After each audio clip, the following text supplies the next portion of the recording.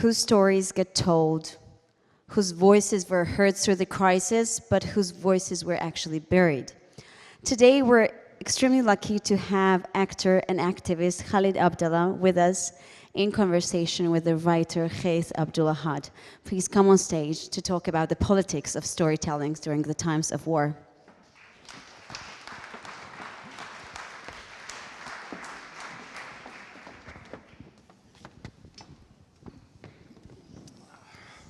Salamat, marhaba. My name is Ghaith, not Ghaith. It's Ghaith with unpronounceable letter. And I'm a journalist, I'm a writer, I'm from Iraq. And Khalid will introduce himself in a bit. For those of you fortunate enough not to have to deal with the Iraqi accent, you will appreciate how when an Iraqi once upon a time was watching a Hollywood movie and finds this amazing actor, an Arab, who is Iraqi, who's speaking an Iraqi accent in Arabic. I was baffled. I was like, who's this Iraqi actor who I've never heard about? Later, I found out it's Khalid. And Khalid is Egyptian, and the accents are so wide and different, but he managed to capture that, he managed to capture our hearts and the Iraqi accent. So what are we going to do today is rather than have a boring journalist tell you about the conflicts in the Middle East and what's been happening and the wars and the genocides, we're going to flip this formula because I do believe that art and storytelling can tell the story, the reality, in a much better way than boring journalists can do. So with that, which is also a very good trick for me to make him talk and me ask the question.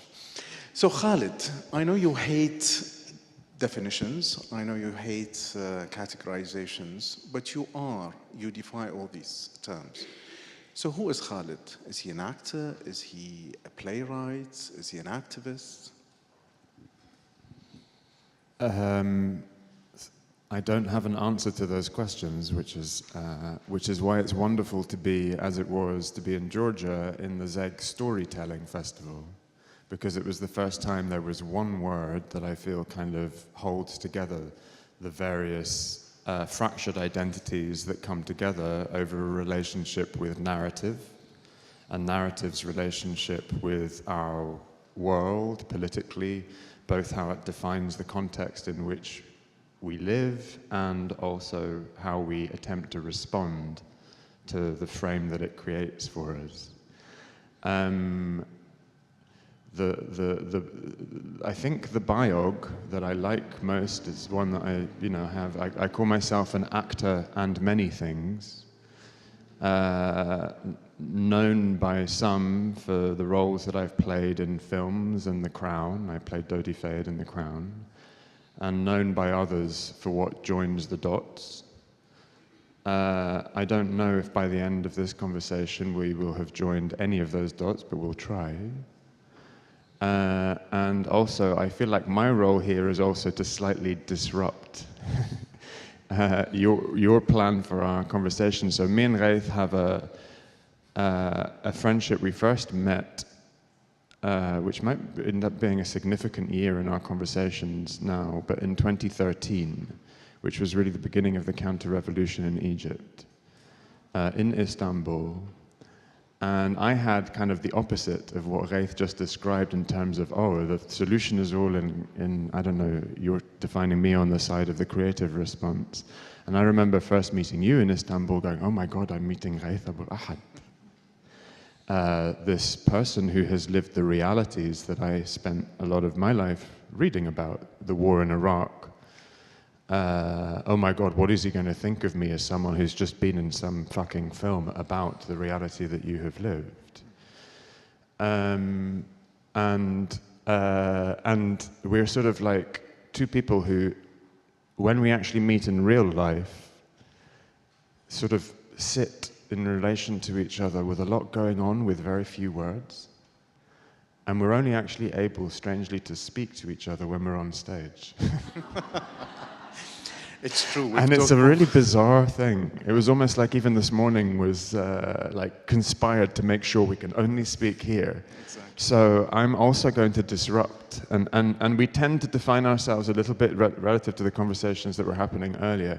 I tend to be the optimist. He tends to be the pessimist. We'll see if we can reverse those roles by the end of this conversation or find a middle ground. So the moment we are here, we are in the shadow of what's been described alive, a genocide playing live on TV. We can't go there. We're banned from entering to cover, to do our work, to tell the story. But it's been happening. So this conversation is in the shadow of that thing. We will come to that point, but in the beginning, a friend of mine, Owen Jones from The Guardian, was in Baghdad recently, and he wanted to write about what's been happening, and he told me this line, which the Iraq war, or the illegal war of Iraq, the occupational war of Iraq, and the unaccountability to that war has led to what we are seeing now, which is another illegal war and Gaza and genocide. So I want to go to that moment, to the beginning of the Iraq war, and I want you to tell me, how did you feel when you were playing the role of the teacher in that film?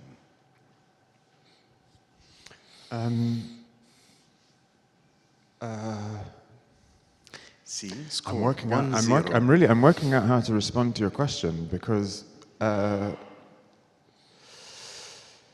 as you know, my parents. So, basic things. I'm Egyptian. I come from a family of political prisoners on the left, both my father and grandfather. And my parents left Egypt because my father was imprisoned 5 times. They left Egypt in 1975 to finish their medical degrees and went to Baghdad. So they were there for, they lived there from 75 to 78 and left just as Saddam was coming to power. My father has a moustache, but when he lived in Iraq, that was the only time he didn't have a moustache, because the moustache became so heavily associated with Saddam Hussein.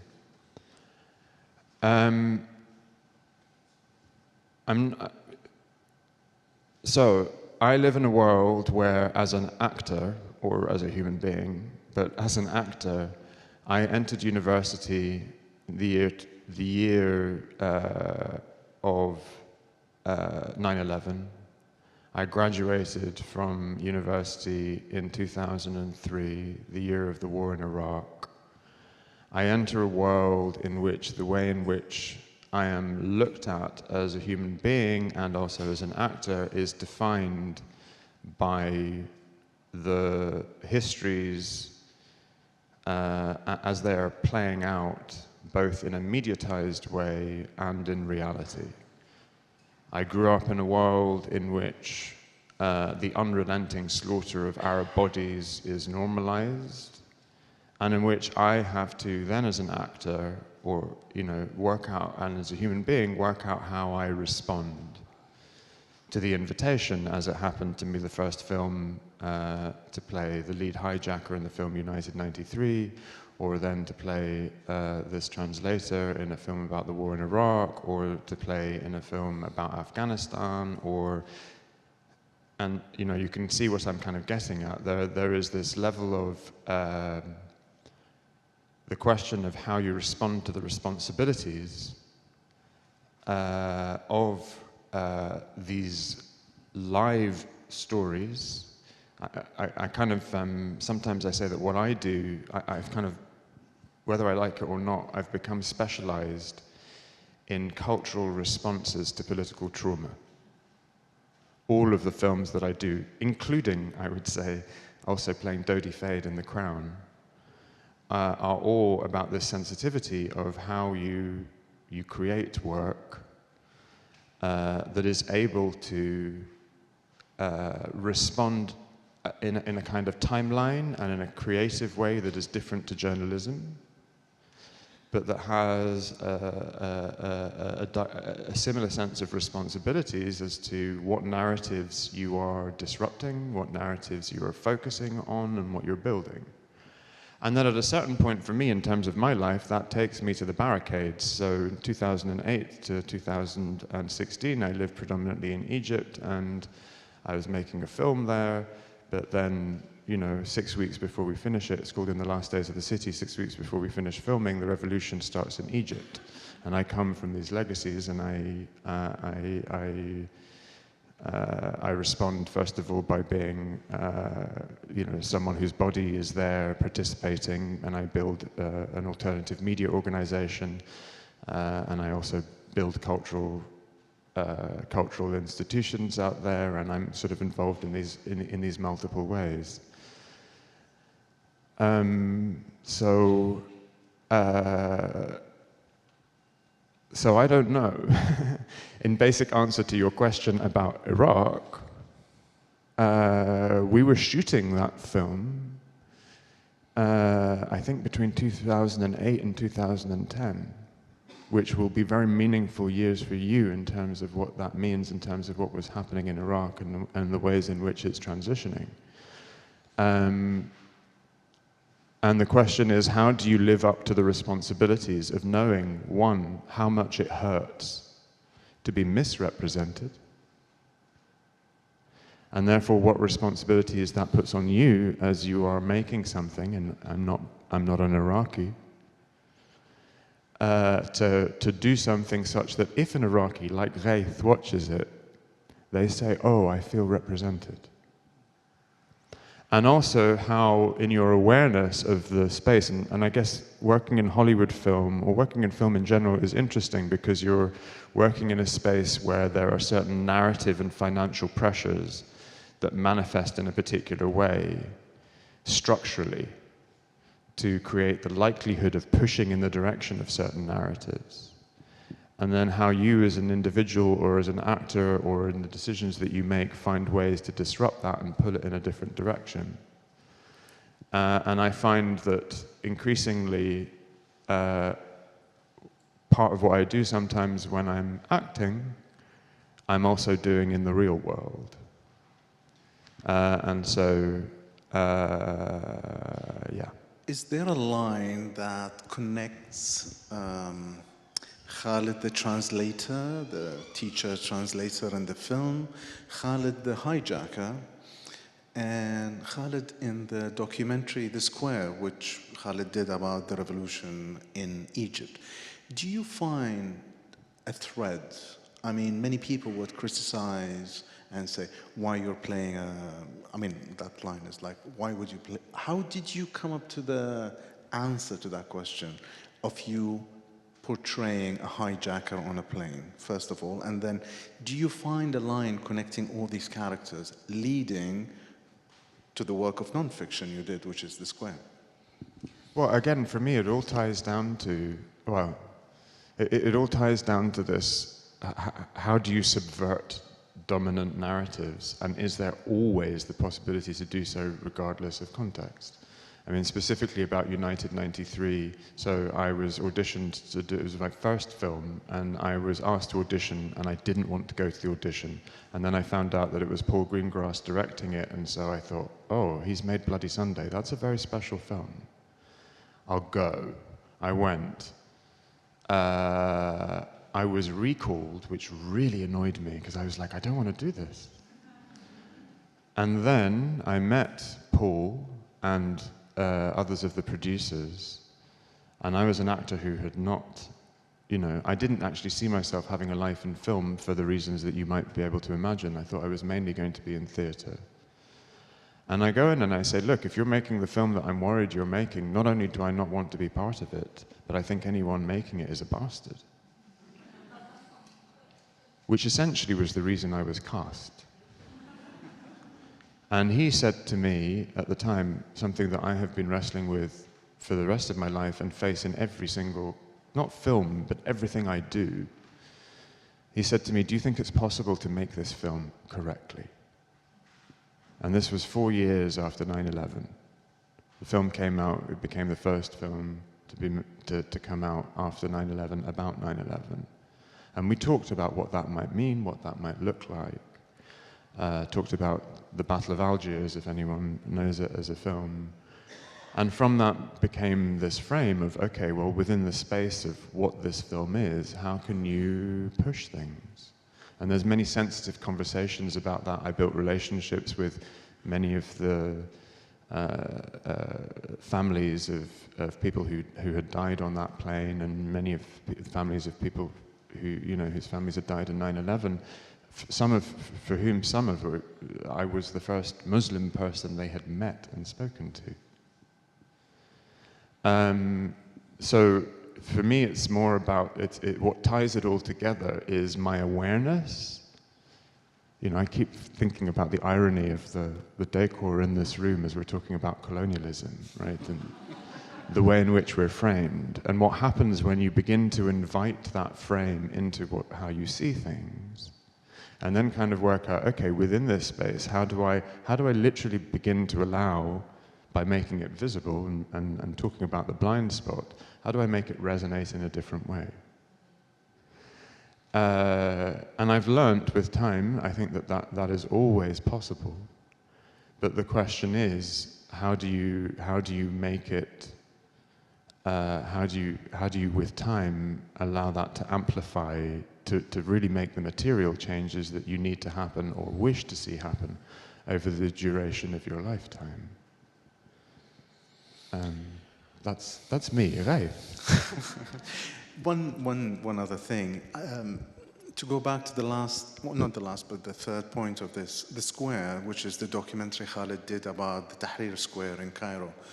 For us in the region, maybe for many other people outside, that was, for me personally, after a decade of war in Iraq, destruction, car bombs, sectarianism, the Arab Spring was, the happiest moment of my life. I remember sitting in London, unable to get a visa to Cairo, and seeing Mubarak fall. I thought, this is the moment that I've been dreaming for all my life.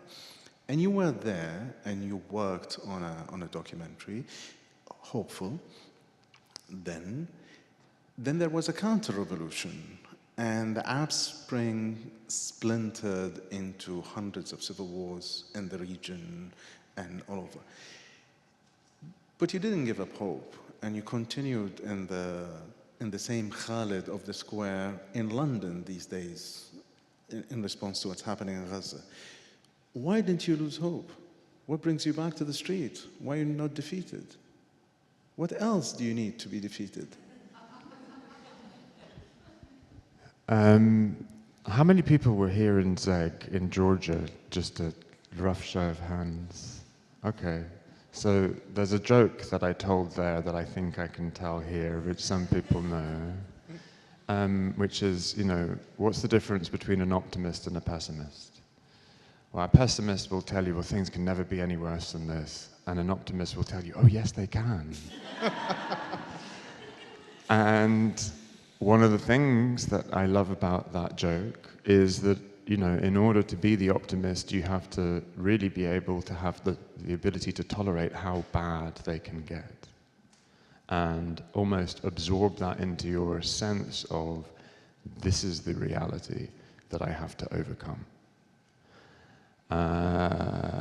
And, the lifetime that we have lived has been immensely dark. You live a moment like revolution where literally last week, everyone was telling you that this is impossible. I mean, in Egypt, people looked at Tunisia and like, not here, forget it. And then it happens. Everyone realigns. Everyone, for the duration of the revolution being in its positive formation direction, is suddenly closer to who they want to be. And realigning in their lives, but in a structural condition that is heavily weighted towards that being unsustainable. And which means the counter-revolution comes. And then the counter-revolution comes and attempts to completely close that door down in your imagination as well as the reality of your structural conditions. And you live in the haunting of what that was. And so for me, I saw it. I was there. It was real. How do I carry its promise through the rest of my life? In the knowledge that, one, it is inside us, and two, that all revolutions within the timelines of, of what we would want a functional democracy to be able to deliver, fail. On that timeline, they always fail. But on the timeline of the legacies of movements and how they intergenerate, the intergenerational reverberations in this room are extraordinary, right? Every conversation that we've had has been about that, almost. On the timeline of that, how do they continue to move? And therefore, to what extent can you live your life with that faith, that hope?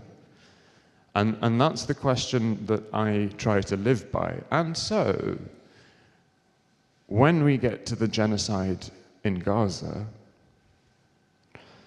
and we've talked about blind spots in this room, and that is, for me, that's what I would describe Palestine as one of the enforced blind spots of the last 77 years, which created the circumstances for the level of dehumanization that, despite everyone in this room growing up with the words "never again," and everyone in this room growing up with the signs of the rise of fascism, watch out if it ever happens, we find ourselves here. I myself got put in, not just myself, all of us, but I got put in the position, weirdly, through film, which shocked me, and go to Dodi, right? Who I discover, I work out, obviously I knew there were cultural possibilities in playing Dodi and what it might mean to do it, but actually I hadn't realized that he was the first character, pretty much, in the history of film on this side of the world, who you get to know and love, not fear. And so when he dies, you mourn him? And I have to walk out onto a red carpet in November of 2023 in the context of that reverberating in my mind, with the thousands of deaths that are unfolding early into this genocide. And I'm supposed to walk out on stage, on a red carpet, enforcing that blind spot by not acknowledging what's happening? I can't. And the interesting thing for me is when you follow the path of what that is in you, magical things begin to happen. This is for me where the kind of process of kind of revolution and change and hope and things has a slightly mystical vibration. Suddenly you find yourself on stage with someone like you. And, but it's that for me is this question of how do you bring that future into the present that realigns the past, and how do you begin to walk the line of it and what becomes possible. Strangely, in the last year, so I'm also a playwright and I have a play called Nowhere, so you can imagine what my sense of relationship with the idea of a blind spot is. And it's also the year in which I was part of doing the Together for Palestine event in Wembley. And what it is to gather and open spaces in which we can realign and break that isolation, because a big part of how repressive authoritarian power works is to fracture and isolate and make you feel alone in order to disempower your ability to fight back. And so I become engaged through these various different things, whether it's through being an actor on film, working on a narrative basis, or whether it's in my role in cultural production and trying to make spaces, whether it's in Egypt or in Wembley, and I think that's what ZEG is, right? In which, for a moment in time, we can be on the island of a different form of possibility. In a way, I see what's happening in Gaza kind of happening in two dimensions. So you have the tragedy, the genocide, the massacres, the killing, the suffering on one side. And then you have the resistance on the other. And in the terms of resistance, I don't mean armed or anything, but I mean the activism that's been happening in this part of the world, the demonstrations, Wembley, every other thing. How do you keep the momentum? How do you not allow that Gaza or what's happening in Palestine in general, because it's not happening in Gaza. It didn't start with Gaza, right? It started 77 years ago. How would you keep that momentum? Because one of the reasons why I'm a pessimist, I was in Lebanon 2 years ago, and it was the beginning of the aftermath of Gaza and the fighting, and Israel is bombing South Lebanon, and Lebanon is being trapped into this violence. And I was reading this book written about the second Israeli invasion of Lebanon in '82. And it was almost the same dynamic, the same military victories leading to suffering, leading to disasters. You achieve a strategic military victory on the ground, but you lose the bigger war. And there is no peace. There is no peace because we're trapped in this kind of cycle of aggression. Without justice, no peace. Why are you again resisting? Well, I mean, because, for example, when I look at these last 2 years, I was brought very, very close to losing my faith in humanity. However, thankfully, that has not been broken. Very close. And I dance right on the edge of it most of the time, is the truth. However, when I look at the global shift in consciousness that has come after 77 years of a form of silence and of not understanding, I see this global shift in consciousness as a real glimmer of hope. And I see my relationship, and actually our relationship as Arabs, to this, which is not, I don't think of Palestine as just being about Palestine. I think about Palestine as being something which is about all of us, right? In the same way as we very eloquently heard how Georgia, relates to how we should be understanding the world. That is also the case for Palestine. And when you see, authoritarian norms being established on the back of repression of Palestine, when you see international law being absolutely destroyed on the back of Palestine, when you see profit being made by the military-industrial complex and other companies on the back of what is happening in Palestine, when you see which rulers and not can be ruling in other Arab countries based on their relationship with Palestine, these colonial histories, and then you begin to see that actually unlocking the key that can be unlocked by Palestine's liberation is one that is for all of us. And we, as a generation, are put in front of this question, well, do we just kind of lie down and go, well, it's always been shit, so it will always be shit? Or do we find the resolve that goes, well, seeing as I'm in this corner, I'm forced to see maybe there is a glimmer of light there. Okay, I'll walk towards it. Ah, shit, it's moved. Where is it now? Oh, okay. And that begins to open these different paths that bring you into these forms of connection. And I would rather live under the illusion that I might find somewhere, but find these people, find what reverberates in their heart as a result, find these moments of beauty that become possible and may grow into that other thing, then I would kind of go, there's no point.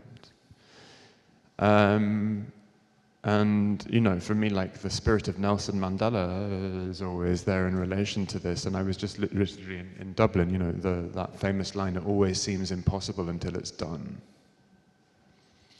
And I was in Dublin, talk about the colonial histories, and obviously it's complicated, but I was in Dublin doing my play, Nowhere, just last week. And it's the first time I've ever been, someone correct me if they can think of one, but like, it's the first time for me I'd ever been in a European city with 19th century architecture in which the statues were of people who were fighting against colonialism. And it was really shocking to me. And I went and visited the Dunn store, which is where the grapefruit, those who know the story, right? Wonderful lady, Mary Manning, 31 years, the call for boycott, divestment, and sanctions from South Africa comes in 1959, I believe. And in 1983, it's reached a point where things are beginning to change culturally. And she has a South African grapefruit come, and she's supposed to process it for it to be sold, and she refuses. As a result of that grapefruit,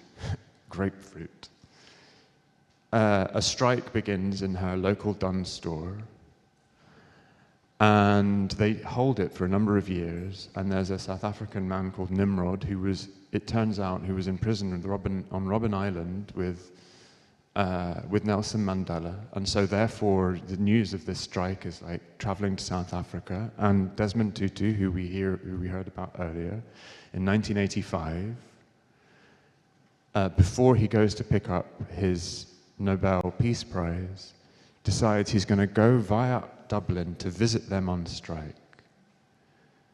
And then goes and picks up his Peace Prize, takes some photos with them, which suddenly make this strike absolutely huge. And shortly afterwards, a year or so afterwards, Ireland becomes the first country in the Western world to impose a full boycott on Israeli goods, which was absolutely fundamental to the, you know, the fall of apartheid in 1991, sorry. So, you know, where are our grapefruits? You know, at some level, where are these things where we find these moments because of the force of necessity? And I see that, you know, and I see that consciousness happening. The other thing that I just think we need to speak about, because for me it's one of the elephants in the room and it's sort of spoken about, but is neoliberalism. You know, and how neoliberalism creates the structural conditions of such a kind of deficit of democracy, because it creates oligarchies. It creates unaccountable capital, which creates unaccountable power, which means you have the structural conditions everywhere that keep, you know, and then the big oligarchs, you know, have each other's interests and have each other's backs globally. So, you know, like, anyway. Let me tell you a story about a new liberal leader of a country who once upon a time lied to his nation, led them to an illegal war of an invasion of a different country. He lied and lied and lied and sent his troops, and the troops were killed, and the troops committed atrocities. And rather than this new liberal leader sitting in The Hague, kind of facing trial as a, you know, perpetrator of war crimes, like many others, you know, there were no accountabilities for all those leaders. This new liberal leader is going to be the imperial envoy to rule over Gaza, Tony Blair. So how do you draw this line from someone who not only failed, but committed crimes, to be treated now and to be sent back to fix yet another Arab region? You know, it's just, how more colonial can we be? Please respond, Mr. Optimist. And I think you do have an answer to this, right? You wrote a poem about him. Yeah, I have. I've written a poem, which Ghaith would like me to read. Please. Okay, I'll read it. Fuck it. All right.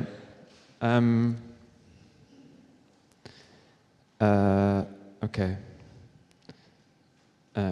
Sorry, I need to find it. The poem, wait. The poem is called Tony Blair, Step the Fuck Away.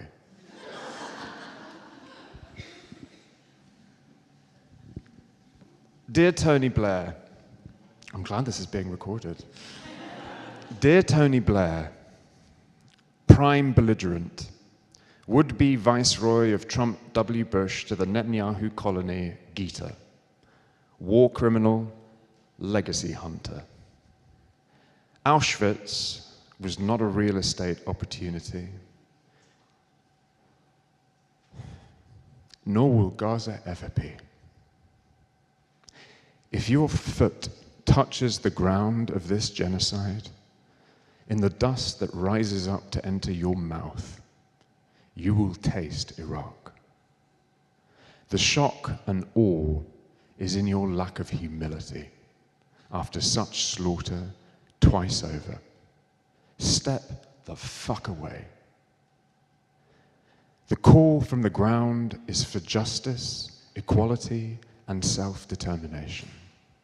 It is not for you, and never was, to ride in as savior to the deathly colonial rhyme of Kipling's burden. Like the quartet of idiots, your pantheon of murderers, what you seem unable so sincerely to understand is that your wars, your arrogance, your logic breed the violence you claim to fight.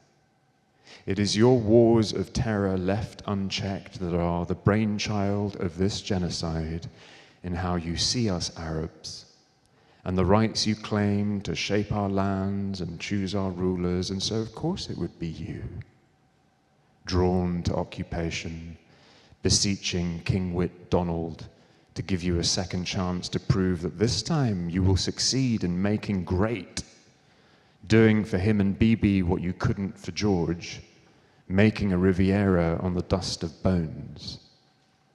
Dear Tony, from your beginnings as Thatcher's greatest achievements to what may be your end as Trump's git, the world of your legacy and those you represent has created the disaster of billionaire autocracies the rest of us live in. What your ilk call realpolitik is this vortex, this hellhole paradigm you keep spinning. Together, you create the problems that make the fires, then present yourselves as firefighters to firefight these fires with the fire of this hell you've come to embody. It is dizzying and bewildering, which is perhaps how you will manage to make that step, despite it being so galling. Just know that one day your institutes will fall, and The Hague or some equivalent will hold your kind accountable, and the bones of all will sing. Grieving dust will settle, ashes return to earth, and from the land will rise a world that honors Palestinians and all those whose lives and dead you treat with such contempt.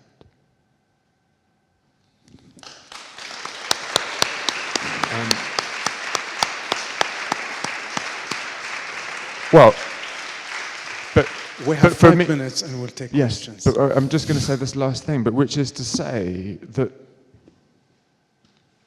it's the fact that it's so visible and so ridiculous, which is where there is hope. Everyone, most people can see it. There is a way of looking at Netanyahu speaking to a United Nations that is empty, right? That is, you know, on the one side, it's a sign of the overwhelming power that you can speak to an entirely empty room, essentially, and it not matter, right? But on the other side, it's a sign of what is rising if we continue to walk the path that it demands of us. Khalid Abdalla.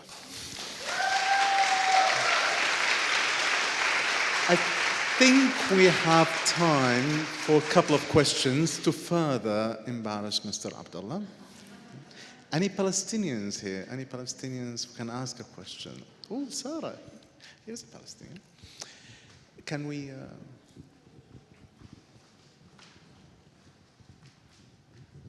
Hi. Thank you for your talk. It's really great, really interesting. My name is Sada. I am a Palestinian American. So I have a question for you. I'm just wondering, when it comes to, the genocide and, sort of your respective professions, I'm just wondering, how has this time period impacted how you see, both how you do your own work and also how you see the wider kind of profession and industry, and how do you see it shifting? And Ghaith, I want you to start.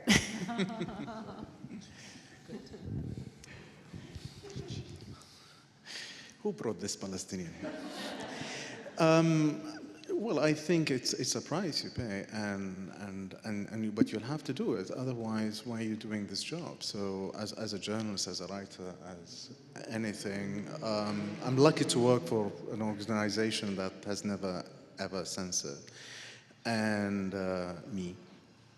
So I think it's very easy for me. Look, personally, it's very easy. I'm a journalist. I see something and I write about it. So it's so much easier for me than you. You tell us how you do it. No, come on, Ghaith, a bit more. No. Because seriously, I mean, I as a so-called war something, I go see a war and I write about the war and I write about the impact of the war, and no one can censor this if you're writing it. I mean, of course, people can censor, and journalism has been censored, and the Western journalism has been censored in terms of Gaza, in terms of the language being used. 9 Palestinians killed as if they were killed by, I don't know, drinking bad Coca-Cola. That language enables genocide. I totally, fully agree. But I think you are in an even more difficult situation as an actor working for Hollywood. I think everyone can see you keep deflecting onto me. I'm going to try one more time. No, but really, because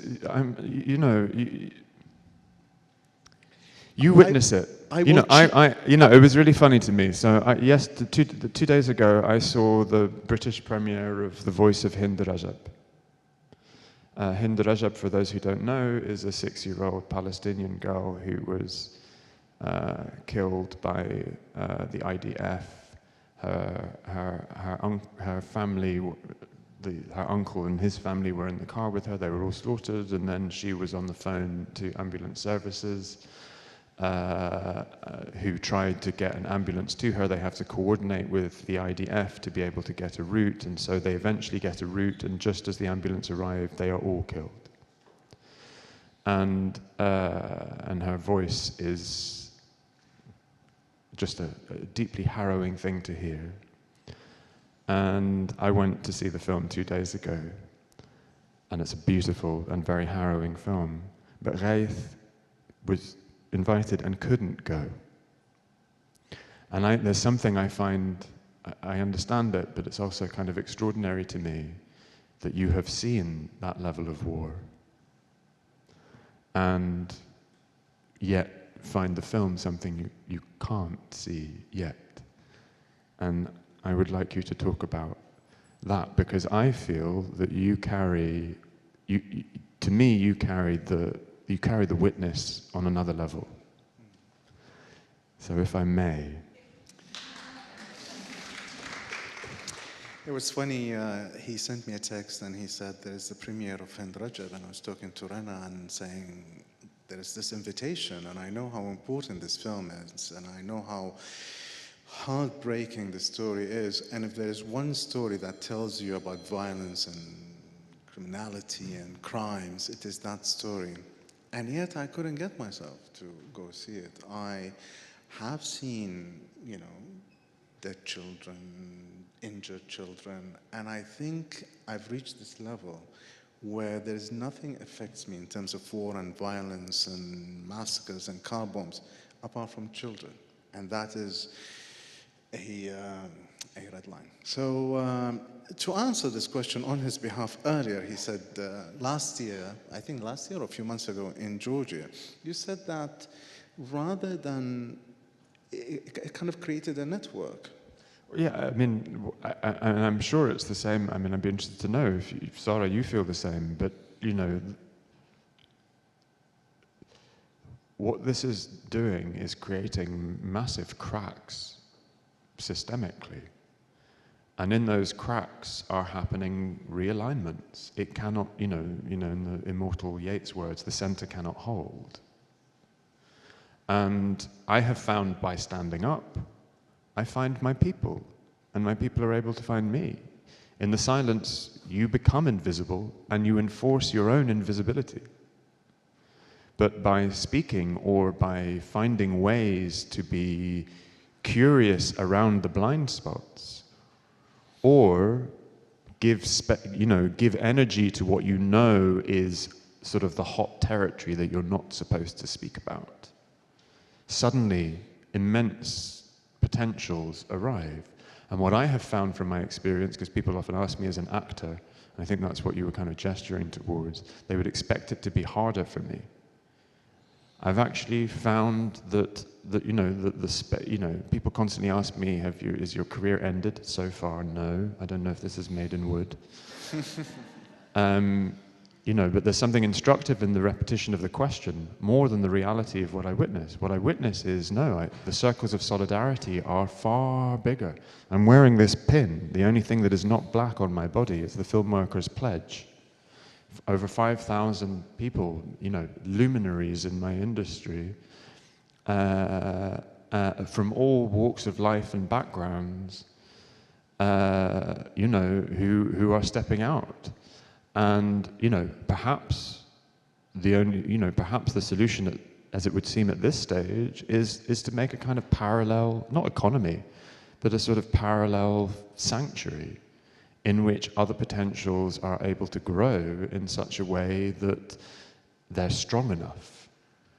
I think if we're kind of allied on this side of, well, this is the scale of the problem, that we can't be in a room that doesn't look like this talking about colonialism, right?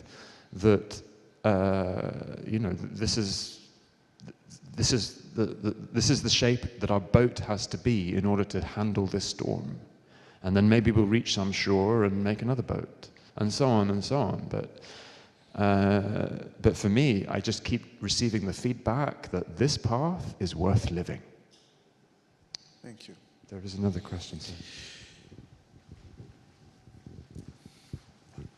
Yes, one last question. Hi, Khalid, Ghaith, thank you very much. Talking about films, one thing that often comes up in discussions with friends and family is how, at least in Western society, films about the Second World War seem to be still so popular, and we seem to have this infinite ability to pump out films about the Second World War. And one of my opinions about why this is because it continues to reinforce this idea that we're the good guys, because that really was a war where it felt like we were doing the right thing. Interestingly, though, with specifically speaking about the Iraq War, the invasion of Iraq, it seems like the truth came out that there was this enormous lie at the center of it, and it was an unjust war waged by NATO, Western nations. Yet, it seems like we don't engage with that through film and through our culture, because recently we had this new film, Warfare, which was all about the reality of war, and it was a classic example of where Arabs, and specifically Iraqis, continue to be depicted as this other, this faceless other, let's say. Why is it that journalism's kind of done its job in a way to reveal the rotten core at the heart of that invasion? But why is it that culturally we don't really seem to be engaging with it?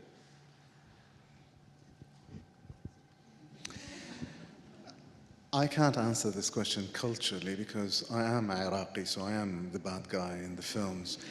You may have seen me, it's me or my brother.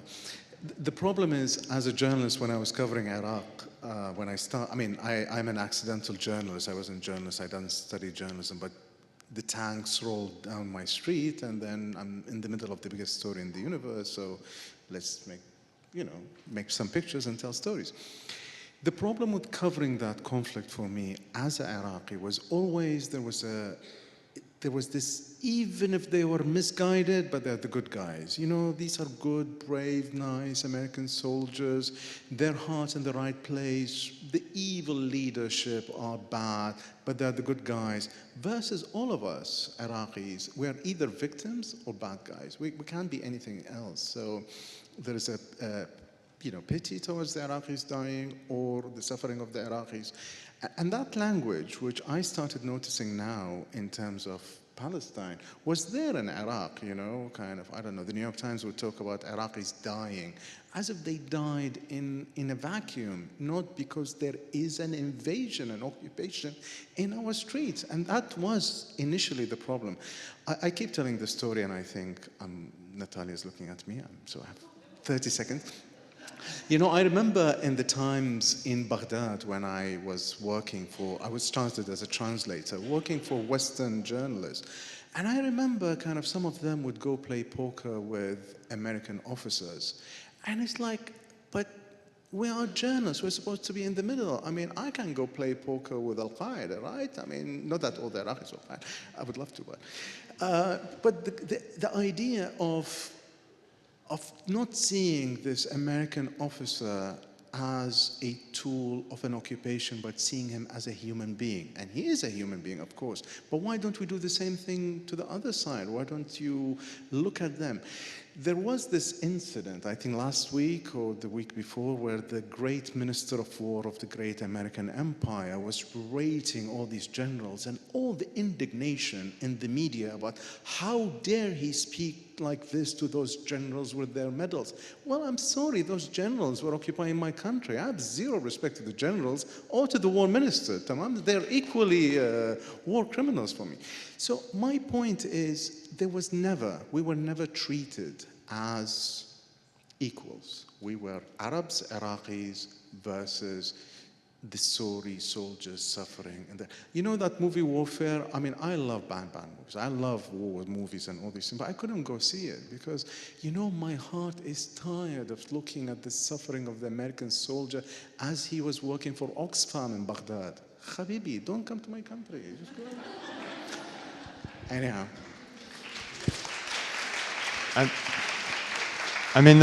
There is a fundamental lack of reckoning with the colonial legacies of Europe and America, right? I'm sure you would probably agree, but there are massive failures in Western media, if we want to call it that, or legacy media. I don't even know what to call the media anymore, because it's also so fractured. But for me, the BBC that attempts to hold the kind of central space, at least reputationally, in relation to Palestine, is worse than Fox News.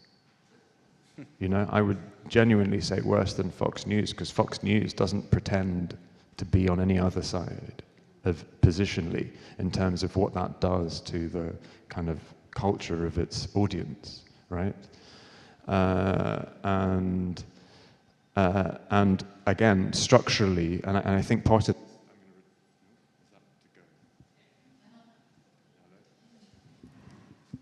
we've gone so long, we've run out of battery, sorry.